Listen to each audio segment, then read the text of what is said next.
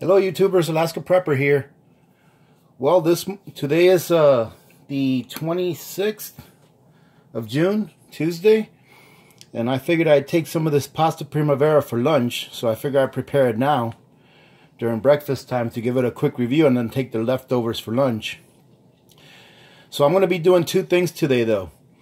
I'm going to be preparing this pasta Primavera from Numanna, and as you all know, if you watch my previous videos on the Numanna reviews, that Numanna was gracious enough to send me some samples to review on this channel. So I'm going to be giving this product a no bias review. Okay, as you all know, I am not being endorsed by Numanna. I'm not being paid by them. My opinion on this is going to be mine and mine alone. And this product was given to me by Numanna. I paid nothing for it. But like I said, my opinion will be mine and mine alone. So if you remember on the last video, if you watched the last one, you remember me saying that I was going to try to cook this in my thermos vacuum pot or crock this time to see how it will work out. Because this one here requires 15 to 18 minutes of simmering on a cooktop.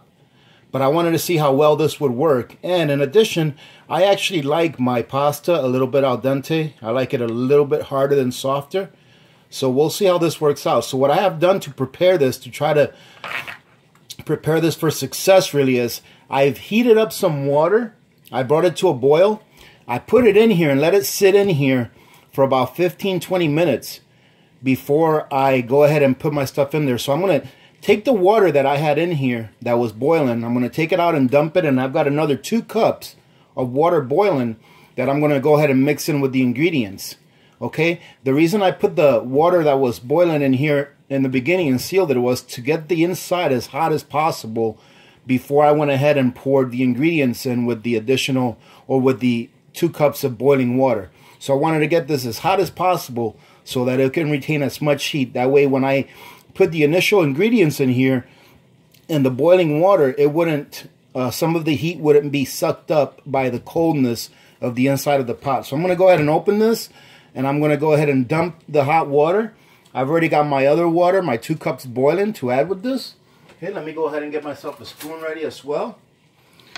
And then while that's cooking, we're going to go ahead and answer a question from one of our subscribers, which I was planning on waiting till Q&A Sunday, but this question is a little bit lengthy, and I think it would have probably taken up a lot of our Q&A Sunday time. So I figure I'd answer it now while this is heating up and cooking up. Okay, so I'm going to go ahead and open this. Now there should be a lot of positive pressure in here because I put boiling water in there. So let's hope hopefully it won't pop off.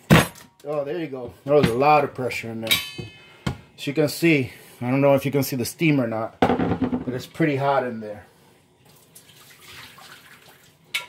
Okay, so I'm going to go ahead and put this in there. Now I already looked in here. That's what it looks like. There's a lot of pasta, a lot of sauce mix. I don't see any meat or anything in there just yet. Let's put it in there. Oh, there's a little, I see some broccoli, some peas. A lot of sauce.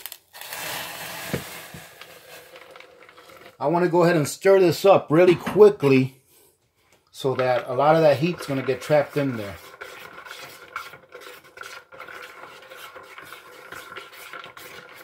And I can already see that sauce thickening up. So we're going to go ahead and trap this in there real quick.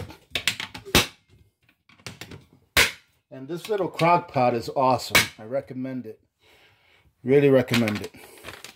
Okay, so let's go ahead and do this. That way you guys can see this. And we've been through the ingredients on this before. Let's see. The ingredients are pretty extensive, but they take the ingredients and like the pasta, they break it down into, it says enriched durum seminella, niacin, ferrous sulfate, which is iron, thiamine, mononitrate, riboflavin, folic acid, non-dairy creamer, and there's a whole bunch of ingredients in non-dairy creamer. It's got modified food starch, it's got cheddar cheese powder, pasteurized milk, salt, cheese, culture enzymes, salt, lactic acid, natural flavors, natural cheese powder, mushroom powder, natural flavor also, dehydrated vegetables, peas, broccoli, sea salt, lemon powder, and garlic and spices. So not too bad. This thing packs a lot of calories, 600 calories in this one pack. And 8 grams per serving, so 16 grams of protein.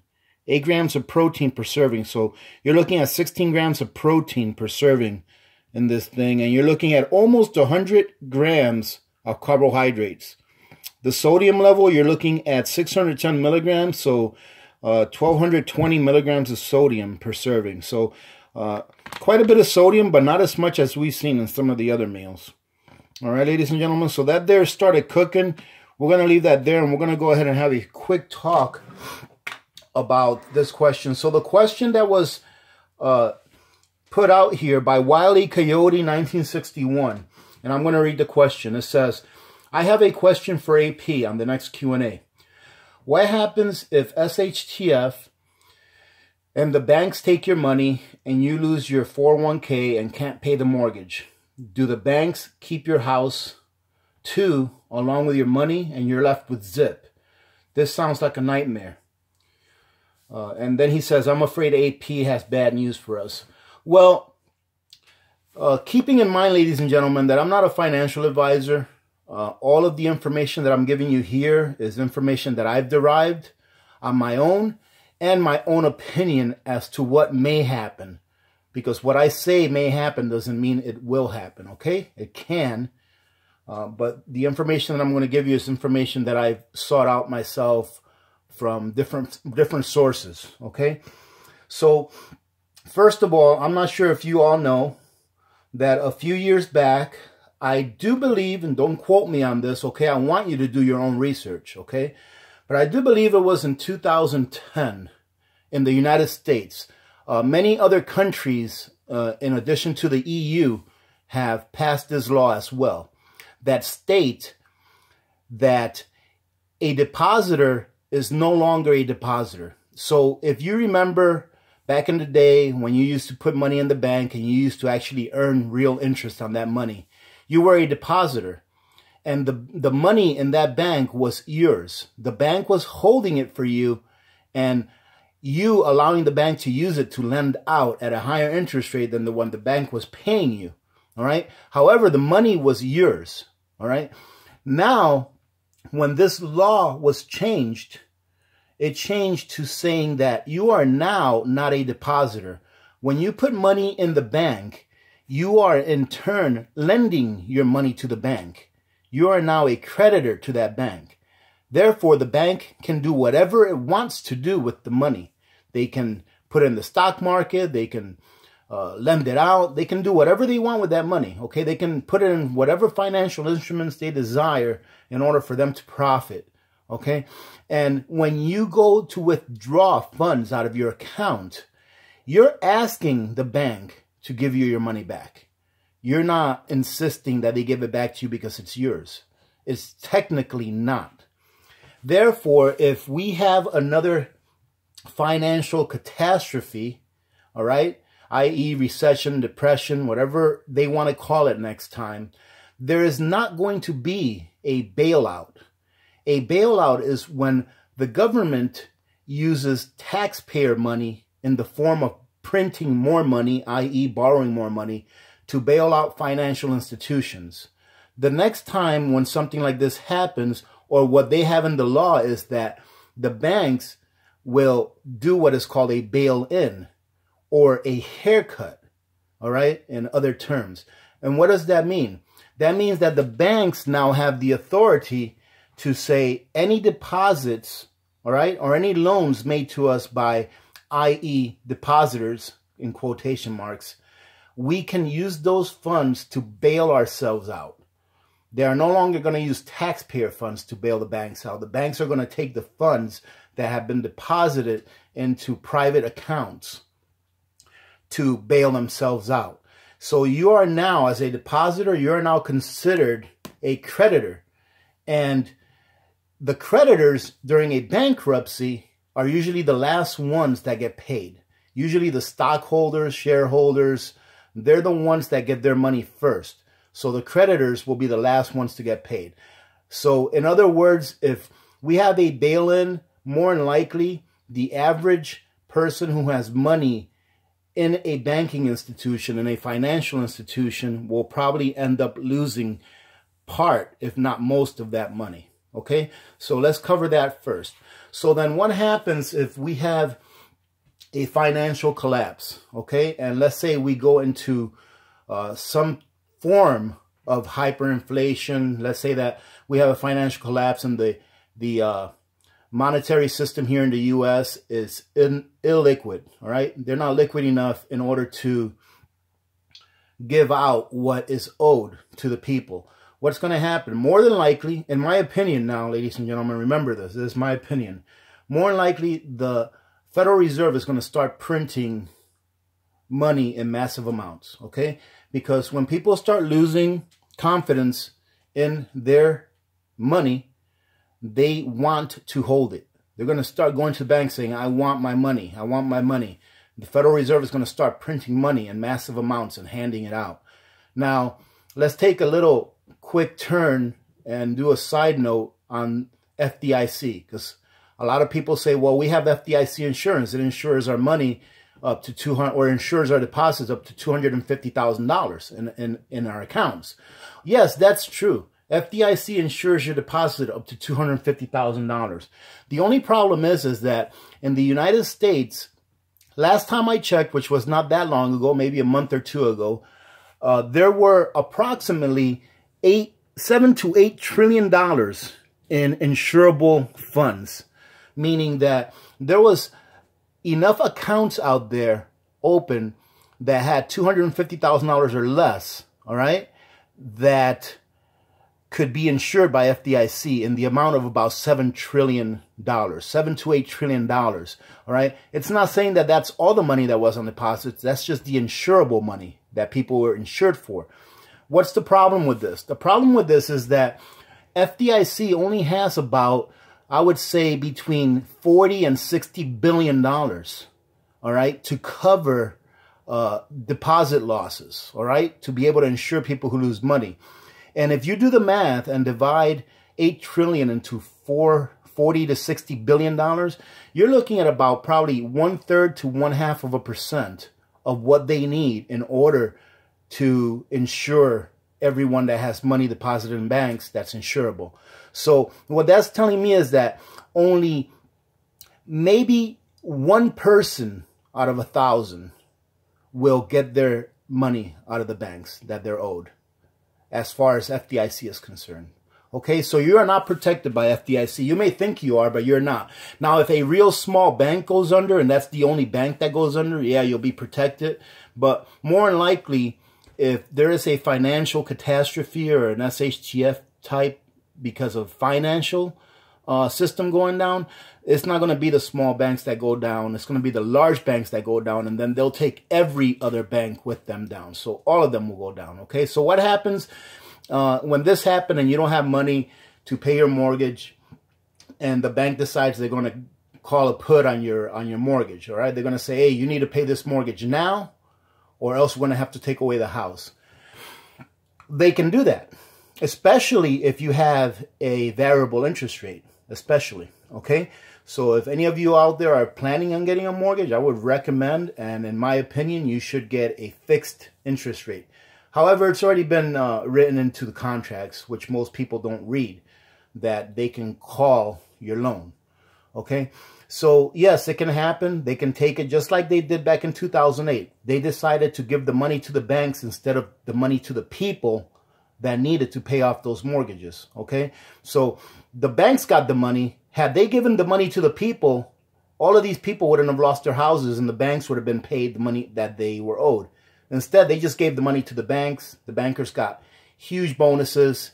You know, they got to keep doing all of the malfeasance that they were doing before. And what happened to the people? The people that were pretty much scammed, they got thrown out on the street, or they're probably, some of them are probably still in the process of being thrown out, trying to be thrown out on the streets. Okay, so yes, this can happen. All right, so the main question that I read, that's an underlying question that Wile E. Coyote asked. So he asked this question of what would happen. But the underlying question should be, what do you do to protect yourself against something like that happening? So what I did is I took out a couple of examples, one that's currently happening and one that happened in the past, to show you how powerful precious metals are in the preservation of wealth. Okay, so I'm going to go off some statistics here that I pulled off the internet. I apologize, I didn't save any links. However, all you have to do is research it. Google is a beautiful thing. It actually works pretty good if you use it. Okay, so first thing we're going to talk about is Venezuela. Okay, and I went from 2011 to 2018. Okay, in Venezuela, in 2011, 1 ounce of gold. All right, remember this, ladies and gentlemen. 1 ounce of gold in Venezuela in 2011 costs 5,950 bolivars. Okay, fast forward to 2018.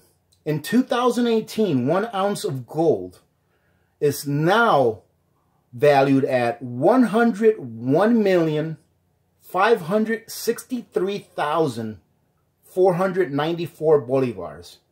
That is an increase of 17,069 times. So in Venezuela, once they revalued their bolivar, all right, after they went into hyperinflation, once they revalued their bolivar, gold increased by 17,069 times, okay? Now let's go to silver. In Venezuela in 2011, 1 ounce of silver was valued at 127 bolivars, okay? In 2018, 1 ounce of silver in Venezuela is valued at 1,316,711 bolivars. That is an increase of 10,367 times the original price in 2011. Okay, now in Venezuela, so I want to show you guys how this is extremely relevant, because if you say, well, if their currency is inflated, then what does it matter how much gold or silver is worth? Well, the thing is that in this case, gold and silver actually outperformed their currency. Okay, as you will see here in a second. I took out a very simple metric so that you guys can see. So in Venezuela, let's see, the average monthly salary in 2011 was 2,346 bolivars. So meaning that to purchase 1 ounce of gold, you needed just a little bit over 2 months worth of salary to purchase 1 ounce of gold. Okay. Today, the average salary in Venezuela is 3 million bolivars per month. So back in 2011, you could take a little over 2 months of salary and store that wealth in 1 ounce of gold. Today, with the average salary and the price of gold, it's going to take you over 30 months to get that same ounce of gold. So look at how much more energy you are going to be putting into getting an ounce of gold. Or switch it around. Look at how much energy you would have stored into that 1 ounce of gold in 2011 had you bought it then and brought it forward with you today. Back when it was 2.5 months to get an ounce of gold, to a time where it takes more than 33 months to get that same exact ounce of gold. Okay? So in 2011, 1 month's wages would get you about 4/10 of an ounce of gold. In 2018, 1 month's wages would get you less than 1 gram of an ounce of gold.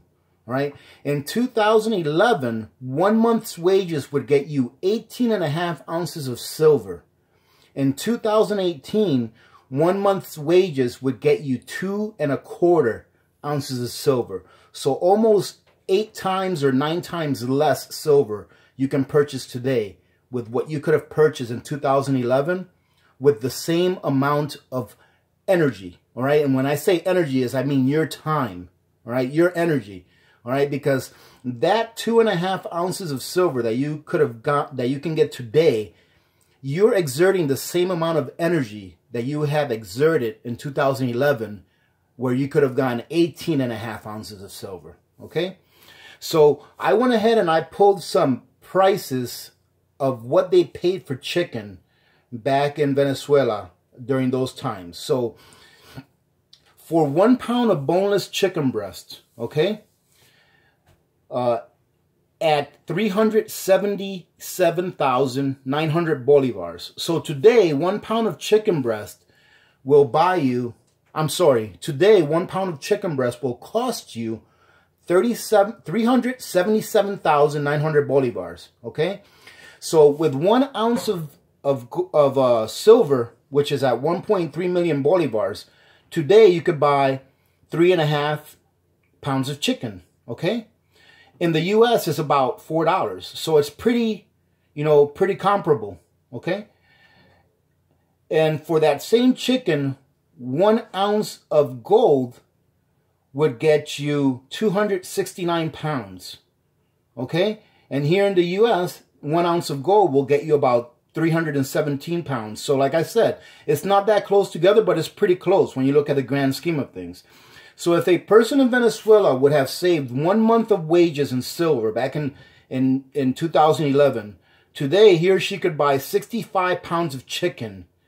And today with 1 month's wages, he could only buy 8 pounds of chicken. So, all right, so go ahead and turn that around. So had a person purchased an ounce of silver back in 2011 in Venezuela, all right, today they could buy 65 pounds of chicken. With 1 ounce of silver, that would have cost them a little less. That would have cost them about, I would say, 1.5 days' wages. Today, with a month's wages, they can only purchase roughly 8 pounds. So they can purchase 8 times less by working about 3 times more. All right, if you want to look at it that way. Okay, now I hope that makes some sense to you. So pretty much what I'm saying is that this person in Venezuela in 2011, your labor was worth a lot more in value than what it is today had you preserved that energy in precious metals. Had you preserved some of your energy and labor from 2011 and carried it over to today in precious metals, your labor would have been worth a lot more back then than what it is today. So what does this have to do with a house? Well, imagine if the price of gold and silver in Venezuela, because of this financial collapse that they had and are having, and this reset that they had in the price of precious metals, do you think that maybe if someone saved a couple ounces, 3 ounces of gold, maybe 100 ounces of silver or so throughout the years prior to 2011, that they would be able to pay off their house as soon as the monetary system was reset? Because usually a bank won't call in the loan until after the monetary system is reset. So you have time to actually to actually use your gold and or your silver to exchange it for that higher nominal value and say, okay, bank, what do you want? Oh, you want 100 million bolivars for my house? That's why I owe you? Okay, no problem. Take out 1 ounce of gold and go and pay off your house. All right. Same thing happened in the Weimar Republic during the 1930s, 1920s, I think it was, when their first hyperinflation hit in. So I've read stories that say that in Venezuela, 1 ounce of silver can purchase you about 3 months worth of food. Okay. And looking at these numbers, that seems to be about right, because 3 million bolivars in Venezuela, if you get just the basic staples, will purchase you about a month of food. Okay. And 1 ounce of silver in Venezuela, you're looking at, how much did I say 1 ounce of silver was in Venezuela? Today, 1.3 million bolivars. So yeah, you're looking at about 2-3 months worth of food for 1 ounce of silver in Venezuela. Okay. I want to do another quick example before we go ahead and open up the meal. And this one's a quick one. And like I said, I have read some stories that say that 1 ounce of gold in Venezuela will buy you a house. So that was a couple months ago. So I'm sure that is probably still pretty much close to being, you know, the same thing. If there's anyone from Venezuela that watches this video, please chime in and let us know if there's any validity to that. Okay, because I've read this, and I've read them. I think one of the articles was from Bloomberg. I'm not sure how reputable they are. You know, I'm not very big on mainstream channels, but I've read it before, and I would say that personally, I believe that it's true. Just from, you know, studying a little bit of history. Okay, so back in 1919, 1 ounce of gold in Germany was valued at 170 marks. Okay, so, and 1 ounce of gold would buy you around 85 dozen eggs. So in 1919, an ounce of gold in Germany was valued at 170 marks. Okay, and could buy you 85 dozen eggs. Just 5 years later, all right, so 19, 20, 21, 22, 23. 5 years later, in 1923, 1 ounce of gold was valued at 87, get ready, trillion marks. All right, I'm going to say that again. Their hyperinflation was so bad that in 1923, an ounce of gold was valued at 87 trillion marks. So it went up from 170 marks in 1919 for 1 ounce of gold to 87 trillion marks. So in this case, precious metals not only retained their value, but they exponentially increased their value, all right, because of the situation that was going on there, okay? So that same ounce of gold would now buy you over 5 million half dozen eggs. So that same ounce of gold would buy you about 2.5 million dozen eggs, okay? So this is huge. So how do you protect yourself from not losing your house and not losing anything that you have a note on? You protect yourself by purchasing precious metals and having real money that's always been real money, you know, for as long as mankind really can look back. Okay, so let me go back here. In 1919, 1 mark would buy you a half dozen eggs. In 1923, it would take 15 million marks to buy you a half dozen eggs. But look at how exponentially the nominal value of gold increased during that same time, which means that your purchasing power, all right, your wealth preservation would have stayed intact and allowed you to either maintain or increase your standard of living, okay? Because precious metals and storing wealth in precious metals is really not a vehicle that's used for investing. All right, unless you're investing paper, and that's not real precious metals, okay? It's an insurance, okay, ladies and gentlemen? It's an insurance. You get it and you put it away. And if the price goes a little bit down, you don't worry about it, all right? If it goes a little bit up, you don't worry about it. You keep it as insurance until the day that you need it. And people would argue that, well, why would you just take $1,000 or $1,200 and buy an ounce of gold and it's just going to sit there? Well, let me ask you all a question. Why would you pay house insurance? Why would you get insurance for your house if it didn't burn down last year? All right? And that's a great quote from, I think, Bill Holter. It's an analogy that he uses.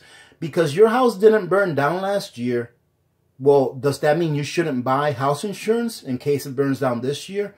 You're not making any money by purchasing house insurance. What are you doing? You're ensuring that if something happens to your home, that you will have something that will allow you to restore the value that was once there. Same thing with precious metals. It's insurance. You don't want to try to purchase precious metals after an economic catastrophe has happened. You want to have it prior to, because usually when some kind of an economic catastrophe happens, it's too late. You can't get a hold of any of it at any price. So, what do I say? This is what I do. I like this. I like getting some of this because I feel that it's important. Most importantly, because I have a family. And I want to make sure that if something ever happens, that I can use this, ladies and gentlemen, to make sure that my family is able to maintain some kind of standard of living. I want to make sure that I fulfill my responsibility as a man, as a father, all right, and as a husband, to make sure that my family is well taken care of. So that is 100% my opinion, but if a relative of mine were to ask me the same question that Wile E. Coyote asked me, the answer that I gave all of you is the exact same answer that I would give my relative. All right, so another quick disclaimer. I'm not a financial advisor. I'm just the average Joe with an associate's degree in general education that knows how to read. Okay, ladies and gentlemen, I hope that answered your question, Wile E. Coyote, and I hope that it helped some people out in determining whether they should or should not pull the trigger on purchasing some precious metals. Now, some people can't afford to get an ounce of silver. All right, I can't. I'm sorry, to get an ounce of gold. I cannot. All right. Sometimes I've got a couple of small 1/10 ounce of golds, but I feel that silver has much more upward potential than gold, even though the examples I gave you here show that gold outperforms silver. However, I feel that silver is so highly manipulated that the ratio of silver to gold is so high that I think that if something ever happened where I had to extract some of my wealth from some of my silver holdings, that silver would outperform gold on a percentage basis. Okay, ladies and gentlemen. Okay, time is running tight, so I'm going to go ahead and open this up and see how it looks. And I'm going to get my salt ready, just in case it needs a little bit of salt. But hopefully it doesn't. So let's see. It's been in here for about 20 minutes now, if not long. Actually, like 25 minutes. Yeah, it's been in here for about 25 minutes. So that's about 8 minutes longer than what it recommended. All right, well, it looks pretty good. Let me stir it around a little bit.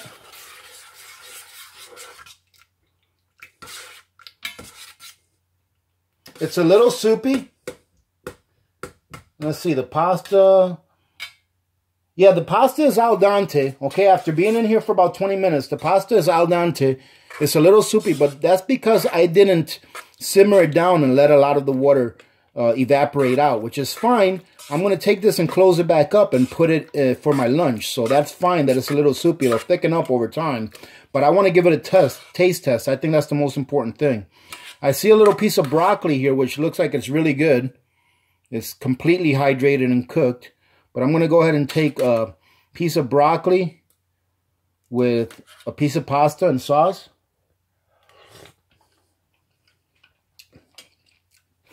Wow.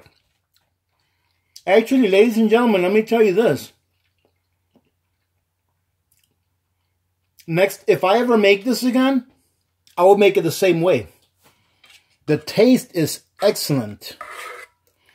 And the texture on the pasta, even though I didn't simmer it like the instructions said, the texture is really, really good. It's slightly al dente, but it's not raw. I'm going to try it again. This, I think so far, this is my very favorite meal that I reviewed from Numanna. I'm going to try another bit.